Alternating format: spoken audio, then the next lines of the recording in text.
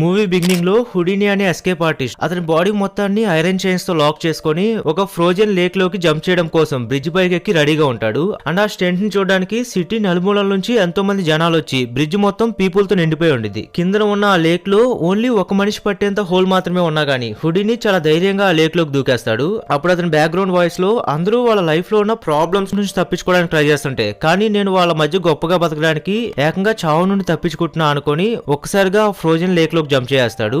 అది చూసిన ఆ క్రౌడ్ మొత్తం ఆశ్చర్యపోతారు. ఇక్కడ సీన్ కట్ అయ్యి స్టోరీ ఒక 17 years బ్యాక్ వెళ్తుంది. హుడిని అతని మ్యాజిక్ షో స్టార్ట్ చేసిన బిగినింగ్ డేస్ లో అతని వైఫ్ తో కలిసి ఒక రోజు ఒక బ్రోతల్ హౌస్ లో మ్యాజిక్ షోని పర్ఫార్మ్ చేయడానికి వెళ్తాడు. కానీ హుడినికి ఎందుకో ఆ ప్లేస్ అంతా చూసాక వాళ్ళకి దొరికిపోతారేమో అని డౌట్ వచ్చి ఈ రోజు మనం షో చేయట్లేదు వెళ్ళిపోదాం పదా అంటాడు. కానీ అతని వైఫ్ మాత్రం అసలుకే మన దగ్గర డబ్బులు చాలా తక్కువగా ఉన్నాయని చెప్పి సో మనం ఈ షో చేయాల్సిందే అని అక్కడ ఉన్న పీపుల్ అందరికి హుడిని స్టార్ట్ చేయబోతున్నాడని అనౌన్స్ చేస్తుంది. తను హుడినికి హ్యాండ్ కఫ్స్ తొడుగుతూ అందరూ క్యూరియాసిటీతో వెయిట్ చేస్తూ ఉంటే వాళ్ళలో ఒక వ్యక్తి మాత్రం అవి రియల్ హ్యాండ్ కఫ్స్ కాదని వాటితో ఎవరైనా చేసేయగలరంటాడు. కానీ హుడినికి ఎప్పుడు ఇంకో బ్యాకప్ ప్లాన్ ఉండేది కాబట్టి సరే మీలో ఎవరైనా హ్యాండ్ కఫ్స్ ఉంటే ఇవ్వండి వాటితోనే చేసి చూపిస్తా అనడంతో ఆశ్చర్యంగా ఇందాక అతను అన్న వ్యక్తి ఒక పోలీస్ అవడం వల్ల నిజంగా ఖైదీలకు వేసే హ్యాండ్ కఫ్స్ తీసుకుని వచ్చి హుడినికి తొడుగుతాడు. ఇప్పుడు నువ్వు ఎలా తప్పించుకుంటావో నేను చూస్తా అంటాడు. అప్పుడు తన పైన ఉన్న ప్రెజర్ కారణంగా ఫస్ట్ హుడిని బాగా టెన్షన్ ఫీల్ అవుతూనే మెల్లిగా అతని వైఫ్ కల్ తిరిగి తన బెల్ట్ లో ఉన్న ఒక సీక్రెట్ పిన్ తో విదిన్ సెకండ్స్ లోనే ఆ హ్యాండ్ కప్స్ నుంచి విడిపించేసుకోగలుగుతాడు.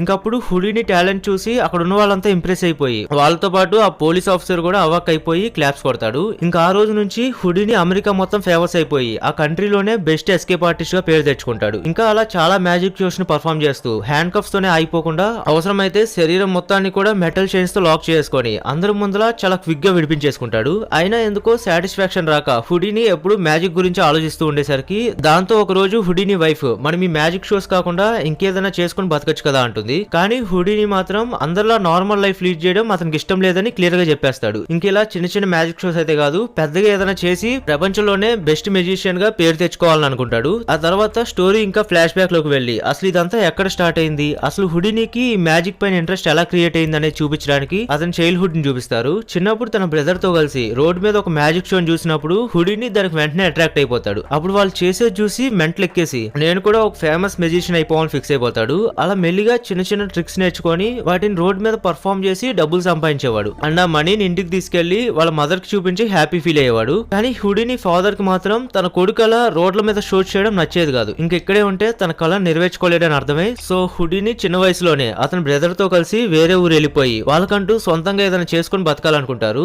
మొదట చిన్న చిన్న మ్యాజిక్ షోస్ చేస్తూనే డబ్బులు సంపాదించి ఆ డబ్బుల్లోనే కొంత ఇంటికి పంపిస్తూ వాళ్ళ మదర్ ని మిస్ అయ్యేవాడు. ఇంకా అక్కడే ఉండి కొత్త కొత్త ట్రిక్స్ నేర్చుకుంటూ ఉండగా కొన్ని సంవత్సరాల తర్వాత ఒక రోజు స్ట్రీట్స్ లో పర్ఫార్మ్ చేస్తూ ఉన్నప్పుడు అప్పుడే హుడిని మొదటిసారి అతని ఫ్యూచర్ వైఫ్ ని స్టేజ్ మీద డాన్స్ చేస్తూ ఉన్నప్పుడు చూస్తాడు. తను అలా దూరం నుంచి చూసి వెంటనే తన బ్యూటీకి అట్రాక్ట్ అయిపోయి ఆ తర్వాత ఆ అమ్మాయిని కలిసి మీరు నాతో వర్క్ చేస్తారా అని అడిగితే దానికి తను కూడా వెంటనే ఓకే చెప్పేస్తుంది. ఇక ఆ రోజు నుంచి వాళ్ళిద్దరూ ఒకరికొకరు దగ్గర అయిపోయి ప్రపంచం మొత్తం తిరిగేస్తూ మ్యాజిక్ షోస్ చేయడం మొదలు పెడతారు. అయితే హుడిని బ్రదర్ మాత్రం ఇంకా స్టార్ట్ చేసిన దగ్గరే ఉండిపోయి వాళ్ళ అన్నయ్య చేసే ట్రిక్స్ అన్ని తెలుసుకొని సేమ్ అవే ఇక్కడ కాపీ చేస్తూ పర్ఫార్మ్ చేసేవాడు. కానీ హుడినికి అది నచ్చేది కాదు. అసలు కాపీ చేయడానికి కూడా వీల్లేని ఇంకా రిస్కీగా ఉండే మ్యాజిక్ ట్రిక్స్ పర్ఫార్మ్ చేయాలని డిసైడ్ అవుతాడు. సో తర్వాత ఒక పెద్ద జైలు విజిట్ చేసి ఆ జైలు వార్డెన్ తో మీరు లోపలేయండి నేను తప్పించుకొని చూపిస్తా అంటాడు. కానీ అనుకున్నట్టే ముందర ఆ వార్డెన్ ఒప్పుకోడు. ఇక్కడ ఓన్లీ క్రిమినల్స్ మాత్రమే అరెస్ట్ చేస్తామని చెప్పి సో పక్కకి ఆడుకోమంటాడు. కానీ ఎప్పుడైతే ఇంకా అతను రెచ్చగొడతాడో దాంతో ఇంకా వార్డెన్ కూడా ఈగోకి తీసుకొని వెంటనే హుడిని లోపలేస్తాడు.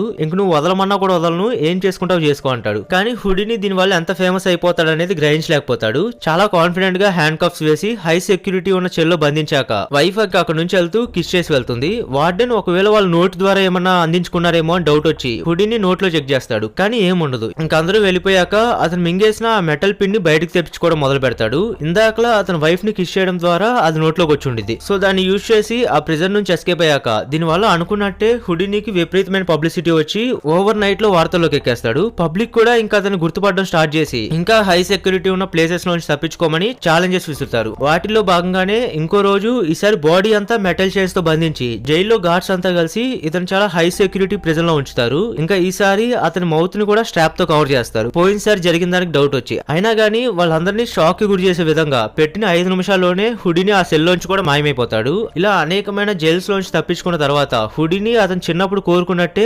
ప్రపంచమంతా గుర్తింపు తెచ్చుకొని బ్రేకర్ ఆఫ్ చైన్స్ గా పేరు తెచ్చుకుంటాడు. అలా హుడిని చేసిన షోస్ బాగా పాపులర్ అవడంతో ఆ దేశ గవర్నమెంట్ ఆఫీషియల్స్ కి ఇతను అతని గురించి తెలిసి ఎంక్వైరీ చేస్తారు. అండ్ ఆ ఎంక్వైరీలో తెలిసేది ఏంటంటే హుడిని ఆ దేశంలోకి ఒక ఇమిగ్రెంట్ గా వచ్చాడు అండ్ అతనికి ఎన్నో భాషలు కూడా వచ్చు. సో ఇతన్ని మనం ఉపయోగించుకుందాం అనుకోని హుడిని ఇప్పుడు ఉంటున్న అమెరికన్ సీక్రెట్ ఏజెంట్ ఒక అతను వచ్చి హుడిని కలిసి ఒక ఫేక్ పాస్పోర్ట్ ఇచ్చి మా శత్రు దేశాలకు వెళ్లి వాళ్ళ ఇన్ఫర్మేషన్ తీసుకురా అని చెప్తారు. అండ్ అది ఫస్ట్ వరల్డ్ వార్ టైం అవడం వల్ల ఆ ఇన్ఫర్మేషన్ కోసం హుడిని జర్మనీకి వెళ్తాడు. అయితే జర్మనీలో కూడా హుడిని పాపులర్ అవడంతో ఒక రోజు జర్మనీ హెడ్ కోసం ఒక షో కండక్ట్ చేస్తారు. కానీ ఆ షోలో హుడిని ఏం చేసినా అక్కడ ఉన్న ఆడియన్స్ కి నచ్చదు. సో హుడిని ఒక సోల్జర్ ని పిలిచి అతని గన్తో ఒక బోర్డు మీద కాల్చమని చెప్తాడు. అప్పుడు సోల్జర్ కరెక్ట్ గా సెంటర్ లో కాలుస్తాడు. ఆ తర్వాత హుడిని ఆ బోర్డు ముందర నిలబడి ఇప్పుడు మళ్ళీ కాల్చమంటాడు. దానికి సోల్జర్ ముందర భయపడిన హుడిని నువ్వు ధైర్యంగా కాల్చడంతో సో ఆ సోల్జర్ బుల్లెట్ సెంటర్ లోకి చూసి కాలుస్తాడు. అప్పుడు అక్కడ ఉన్న వాళ్ళంతా షాక్ అయిపోతారు. ఎందుకంటే హుడిని ఆ బుల్లెట్ ని అతను నోట్ తోనే పట్టేసుకుంటాడు. అది చూసి అప్పటిదాకా ఆ షోకి ఎగ్జైట్ అవడం వాళ్ళంతా కూడా హుడిని చేసిన ఆ డేరింగ్ ట్రిక్ చూసి లేచి చప్పట్లు కొడతారు. అయితే నిజానికి ఆ సోల్జర్ ఖాళీగాని షూట్ చేస్తే ఇటువైపు హుడిని ముందలే అతను నోట్లో పెట్టుకున్న బుల్లెట్ ని బయటకు తీస్తాడు అంతే. ఇంకా షో అయిన తర్వాత అమెరికా నుండి ఆ సీక్రెట్ ఏజెంట్ వచ్చి హుడిని కలుస్తాడు.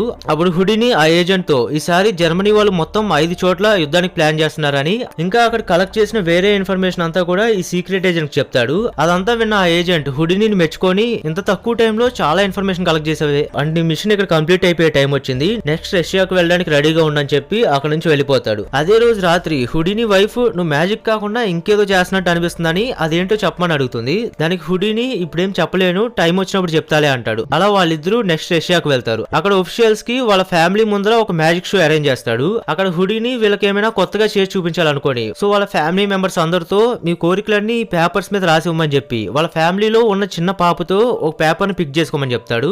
అప్పుడు ఆ లేడీ ఆ పేపర్ లో ఉన్న చదివి మీరు చేయలేలే లైట్ తీసుకుని అంటుంది. దానికి హుడిని ముందు అదేంటో బయటకు చదవమని అడిగితే ఆ పక్కన ఉన్న ప్యాలెస్ లో ఒక పెద్ద బెల్ ఉండిద్ది, కానీ అది ఎప్పుడో పాడైపోయి ఉండిద్ది, మీరు ఆ బెల్ ని మోగించగలరా అని రాసి ఉంటుంది. అది విన్న హుడిని లాగే ఆలోచించి ఆ రూమ్ లో ఉన్న విండో ఓపెన్ చేసి ఒక కట్ షీఫ్ తీసి అందులో నుండి చిన్న తాడును బయటకు తీస్తాడు. అప్పుడు ఆ పాప వచ్చి తాడు లాగ్గానే వెంటనే ఆ బెల్ రింగ్ అవుతుంది. అది చూసి అక్కడ ఉన్న వాళ్ళంతా షాక్ అయిపోయి ఇతనికి నిజంగానే ఏ పవర్స్ ఉన్నాయి అనుకోని చివరికి వాళ్ళ తలలో ఉంచి మరి హుడినికి వాళ్ళ రెస్పెక్ట్ తెలియజేస్తారు. ఆ నెక్స్ట్ డే హుడిని మళ్ళీ ఆ సీక్రెట్ ఏజెంట్ ని కలిసి ఈ రష్యా వాళ్ళకి సంబంధించిన ఇన్ఫర్మేషన్ ని కూడా అతనికి అందజేస్తాడు. అప్పుడు ఆ ఏజెంట్ హుడిని వర్క్ ని మళ్ళీ మెచ్చుకుంటూ అలాగే అసలు ఆ బెల్ ని ఎలా రింగ్ చేయగలిగామని అడుగుతాడు. అప్పుడు హుడిని అదంతా సెటప్ అని రివీల్ చేసి ఆ పాప పేపర్ ని సెలెక్ట్ చేసుకునేటప్పుడే ముందలే పేపర్ ని మార్చేసి అలాగే ఆ అమ్మాయి తాడు లాగిన ప్రతిసారి హుడిని అసిస్టెంట్ దూరం నుంచి బైనాక్యులర్స్ లో చూస్తూ ఒక స్నైపర్ తో ఆ బెల్ ని షూట్ చేస్తాడు. ఇంక ఇప్పుడు ప్రస్తుతం ఆ సీక్రెట్ ఏజెంట్ నెక్స్ట్ ను జర్మనీ అంబాసిడర్ ని కూడా కలిసి ఆయన ఆఫీస్ లో ఉన్న ఇన్ఫర్మేషన్ కూడా తీసుకురావాలంటాడు.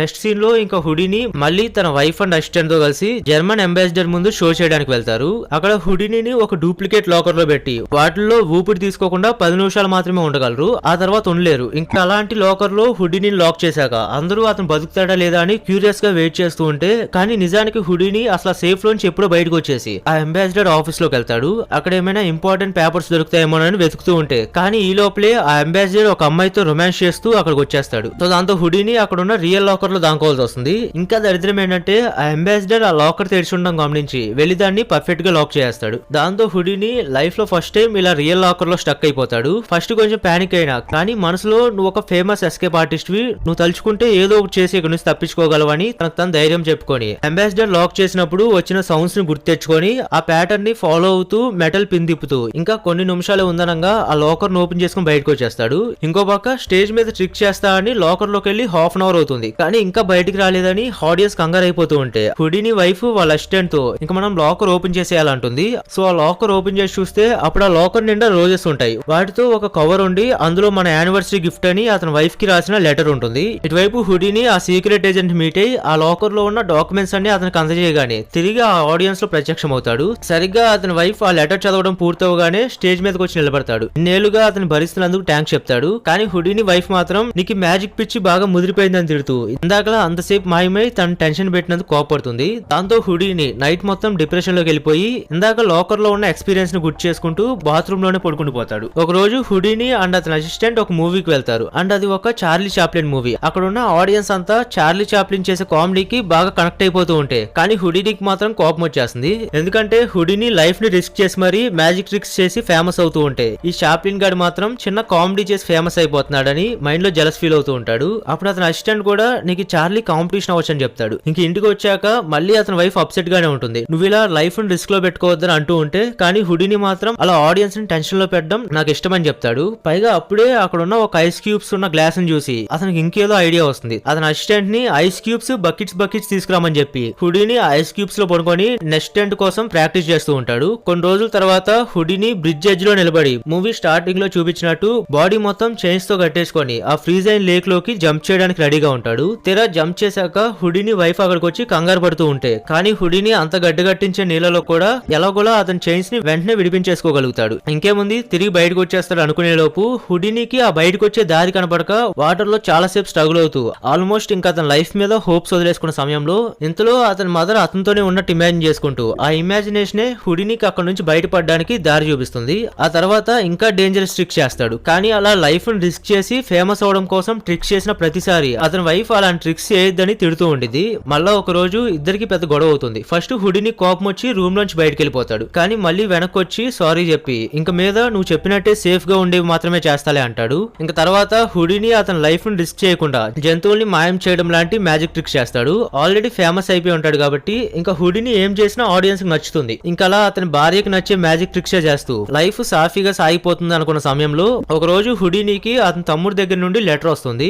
అందులో వాళ్ళ మదర్ చనిపోయిందని రాసి ఉంటుంది. చిన్నప్పటి నుంచి హుడీనికి తన మదర్ అంటే చాలా ఇష్టం కాబట్టి ఇంకా విషయం తెలియగానే ఒక్కసారిగా కుప్పకూలిపోతాడు. భార్య వచ్చి ధైర్యం చెప్తూ ఉండగా హుడీని మాత్రం ప్లీజ్ నేను వెళ్లేదాకా మా అమ్మని పాతి పెట్టద్దని చెప్పమని రిక్వెస్ట్ చేస్తాడు. ఆ నెక్స్ట్ సీన్ లో హుడీని వాళ్ళ మదర్ ఫ్యూనరల్ కి అటెండ్ అవుతాడు. అక్కడ అన్ని కార్యక్రమాలు పూర్తి చేశాక వాళ్ళ మదర్ తో ఆఖరి రోజులో టైం స్పెండ్ చేయలేకపోయానని హుడీని బాధపడుతూ ఉంటే పక్కన నిలబడి ఉన్న అసిస్టెంట్ ఇదివరకు స్టేజ్ మీద ఆత్మలు రప్పించినట్టు ఇప్పుడు కూడా పవర్స్ యూజ్ చేసి మీ అమ్మగారి ఆత్మతో కాంటాక్ట్ అవ్వచ్చు కదా అంటాడు. కానీ హుడీని అదంతా కేవలం నాటకం మాత్రమే అని చెప్పి అంతేగాని నిజంగా నాకు ఏ సూపర్ నేషనల్ పవర్స్ లేవని క్లారిటీ ఇస్తాడు. ఇంకా ఇన్సిడెంట్ తర్వాత హుడీని బిహేవియర్ కంప్లీట్ గా చేంజ్ అయిపోతుంది. ఎందుకు ఆ అసిస్టెంట్ అన్న మాట మనసులో నాటుకుపోయి పైగా బతికున్నప్పుడు వాళ్ళ మదర్ తో టైం స్పెండ్ చేయలేకపోవడంతో ఎలాగైనా కనీసం వాళ్ళ అమ్మ ఆత్మతోనైనా మాట్లాడాలనుకుంటాడు. సో సూపర్ నేషనల్ పవర్స్ ఉన్న వాళ్ళందరినీ కలవడం మొదలు పెడతాడు. ఎవరైతే మేము చనిపోయిన ఆత్మలతో మాట్లాడతామని జనాలు నమ్మిస్తూ తిరుగుతారో వాళ్ళందరినీ హుడీని కలుస్తాడు. కానీ వాళ్ళందరూ ఫేక్ అని కనిపెట్టేస్తాడు. హుడీనినే పెద్ద మెజిషియన్ కాబట్టి ఇంకా అతని ముందర వీళ్ళ ట్రిక్స్ ఏం వర్కౌట్ అవ్వవు. చాలా ఈజీగా కనిపెట్టేస్తాడు. ఇంకా కోపంతో వాళ్ళ మీద ఒక బుక్ కూడా రాసి వాళ్ళు చేసే స్కామ్స్ అన్ని ఎక్స్పోజ్ చేసి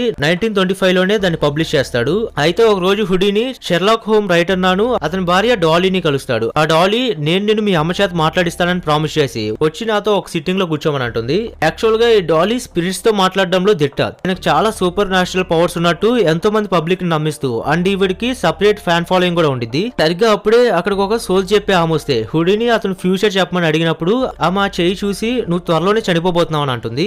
ఓకే థ్యాంక్స్, ఇదిగో నీ టిప్. ఇంకా తర్వాత హుడీని ఆ డాలీ చెప్పిన ప్లేస్ కి వెళ్ళాక అక్కడ తను ఏదో ట్రిక్ చేసి వాళ్ళ అమ్మతో మాట్లాడుతున్నట్టు బిహేవ్ చేస్తూ పేపర్ మీద ఏదో రాస్తుంది. అది చూసి తను నిజంగా ఆత్మతో మాట్లాడుతుంది అనుకోని హుడీని అమ్మ నువ్వేనా నాతో మాట్లాడుతుంది అని చెప్పి ఎమోషనల్ అయిపోతాడు. కానీ ఆ డాలీ రాసిన పేపర్ చూసాక అది ఇంగ్లీష్ లో ఉండడం చూసి ఇంకా తిను కూడా ఫేక్ అని అర్థమైపోతుంది. ఎందుకంటే వాళ్ళ మదర్ కి అసలు ఇంగ్లీష్ లో వన్ సెంటెన్స్ కూడా రాదు. పైగా ఇవాళ నా బర్త్డే నా మదర్ ఎప్పటికీ మర్చిపోలేదు అంటాడు. ఇంకా తర్వాత హుడీని ఈ డాలీ కూడా ఫేక్ అన్న సంగతి రేడియోలో అనౌన్స్ చేస్తాడు. అలాగే ఎవరైనా నిజంగా గనక చనిపోయిన మా అమ్మతో నన్ను మాట్లాడించగలిగితే వాళ్ళకి $25,000 ఇస్తానని ప్రకటిస్తాడు. దాంతో అప్పుడు world's number 1 super national powers కలిగిన ఒక అందమైన అమ్మాయి అప్రోచ్ అయ్యి హుడీని ఎదురుగానే వాళ్ళ అమ్మ ఆత్మతో కాంటాక్ట్ అవుతూ ఉండిద్ది. కానీ తను కూడా ఫేక్ అని కనిపెట్టేయడంతో దాంతో తన కోపంతో హుడీని ఉండే హోటల్ రూమ్ కి వెళ్లి అతన్ని సెడ్యూస్ చేయడానికి ట్రై చేస్తుంది. కానీ హుడీని లొంగకపోవడంతో ఇంకా అక్కడ నుంచి వెళ్తూ త్వరలోనే నువ్వు చనిపోతావు, అప్పుడు నీ ఆత్మతో మాట్లాడినా సరే ఈ ప్రపంచానికి నేనేంటో చూపించుకోగలనని చెప్పి అక్కడ నుంచి వెళ్ళిపోతుంది. ఆ తర్వాత హుడీని మళ్ళీ అతను నార్మల్ లైఫ్ లోకి తిరిగి వచ్చేసి అగైన్ అతని మ్యాజిక్ షోస్ ని పర్ఫామ్ చేసుకుంటూ వస్తాడు. ఒకసారి అలా పర్ఫామ్ చేసేటప్పుడు ఈవెన్ అతని యాంకిల్ ఫ్రాక్చర్ అయ్యి డాక్టర్స్ మీరు తప్పనిసరిగా 1 month రెస్ట్ తీసుకోవాలని చెప్పినా గానీ హుడీని మాత్రం నా ఫ్యాన్స్ కంటే నాకు ఏది ఇంపార్టెంట్ కాదని స్కెడ్యూల్ చేంజ్ చేయడానికి ఒప్పుకోడు. ఆ తర్వాత రోజు ఫ్యాన్స్ తో ఇంటరాక్ట్ అయినప్పుడు అందులో ఒక అతను దగ్గరకు వచ్చి హుడీని గట్టిగా కడుపులో గుద్దడం స్టార్ట్ చేస్తాడు. ఇదివరకు డాలీ గురించి బ్యాడ్ గా అనౌన్స్ చేసినందుకు ఆమె అభిమాని ఒక అతను హట్ అయ్యి ఈ పని చేస్తాడు. అయితే అతను అలా అంత గట్టిగా కుదరడం వల్ల హుడీని కడుపులో ఉన్న బాడీ పార్ట్స్ అన్ని కదిలిపోతాయి. అంత పెయిన్ అనుభవిస్తున్నా గానీ ఈ విషయం అతని భార్యకి అసిస్టెంట్ కి చెప్పాలనుకోడు. ఏం జరగనట్టు అలానే నెక్స్ట్ షో పర్ఫామ్ చేయడానికి వెళ్ళిపోతాడు. అయితే అనుకోకుండా షో బిగిన్ అవ్వక ముందే కుప్పకూలిపోతాడు. దాంతో వెంటనే హాస్పిటల్ కి తీసుకెళ్తే అప్పుడు అక్కడ డాక్టర్ కడుపులో చెక్ చేశాక హుడీనికి అపెండిక్స్ రప్చర్ అయిందన్న విషయం తెలుసుకుంటారు. అంటే 24 గంటల కడుపు నొప్పి, అది కూడా ఫైనల్ స్టేజ్ లో ఉందని చెప్తారు. ఆ మాట విన్న అతని భార్య బాధతో ఏడ్ చేస్తుంది. ఎందుకంటే ఇప్పుడు అంటే అపెండిక్స్ ట్రీట్మెంట్ ఉంది కానీ అప్పట్లో దానికి ఎలాంటి ట్రీట్మెంట్ లేదు. ఇంకా వాళ్ళలో ఒక డాక్టర్ హుడీనికి సాడ్ న్యూస్ చెప్పి అలాగే నేను కూడా మీకు అభిమాని అని చెప్తాడు. మీరు చేసిన పర్ఫార్మెన్సెస్ ని ఈ ప్రపంచం ఎప్పటికీ మర్చిపోలేదు అంటాడు. అయితే అయితే ఈ లోపలే ఈ న్యూస్ చుట్టుపక్కల వాళ్ళందరికీ తెలిసిపోయి హుడీనికి హెల్త్ కండిషన్ సీరియస్ గా ఉందని జనాలందరికీ తెలిసి హుడీని ఉన్న హాస్పిటల్ కి త్వరగా కోలుకోవాలని అభిమానులు లెటర్స్ రాస్తూ ఉంటారు. ఆ లెటర్స్ చదివిన అతని భార్య హుడీని దగ్గరికి వెళ్లి, నువ్వు లైఫ్ రిస్క్ చేసి షోస్ చేస్తుంటే నేను నీకేమైనా అవుతుందేమో అని భయపడ్డాను, కానీ ఈ రోజు నీ షోస్ చూసి ఎంతో మంది అభిమానులు నువ్వు త్వరగా కోలుకోవాలని నీ కోసం లెటర్స్ రాస్తూ ఉన్నారు. నా హస్బెండ్ నిజంగా ఎంతో మంది హృదయాలను గెలుచుకున్నాడని చెప్పి గర్వపడుతుంది. కానీ దురదృష్టవశాత్తు హుడీని అతనికి 52 ఏళ్ల వయసులో చనిపోతాడు. కానీ చనిపోయే ముందర ఆ రూమ్ లోకి ఒక నర్స్ వస్తుంది. ఆ నర్సు సేమ్ వాళ్ళ అమ్మలాగే కనిపిస్తుంది. ఇప్పుడు వాళ్ళ మదర్ ని చూడాలని హుడీని ఎప్పటి నుంచో అనుకుంటాడు కదా. అండ్ ఆ నర్సు సేమ్ వాళ్ళ మదర్ లాగా కనిపించడంతో హుడీని ఆఖరి కోరిక తీరిపోయి చనిపోతాడు. ఆ తర్వాత హుడీని ఆఖరిసారిగా చూడడానికి ప్రపంచం నలుమూలల నుండి ఎంతో మంది వస్తారు. ఇంకా అలా రియల్ లైఫ్ హుడీని శవయాత్రను చూపిస్తూ మూవీ ఎండ్ అవుతుంది.